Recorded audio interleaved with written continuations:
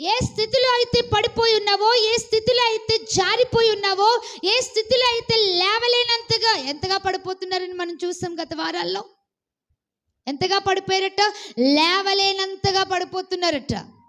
పైకి లేవలేనంతగా పాపపు స్థితిలో పడిపోతున్నారు. పైకి లేవలేనంతగా భయంకరమైన స్థితిలో పడిపోతూ ఉన్నారు. ఆ స్థితిలో నుండి ఏ స్థితిలో అయితే పడిపోయి ఉన్నావో, ఏ స్థితిలో అయితే దిగజారిపోయి ఉన్నావో, ఆత్మస్థితిలో ఎక్కడైతే పడిపోయి ఉన్నావో, ఎక్కడైతే విశ్వాసంలో పడిపోయి ఉన్నావో, ఎక్కడైతే దేవునికి ఆరాధన చేయకుండా పడిపోయి ఉన్నావో, ఎక్కడైతే దేవునికి కృతజ్ఞతాస్తుతులు చెల్లించకుండా పడిపోయి ఉన్నావో, ఎక్కడైతే దేవుని ఆరాధించకుండా పడిపోయి ఉన్నావో, పడిపోయిన స్థితి నుండి లేవమంటున్నాడు దేవుడు.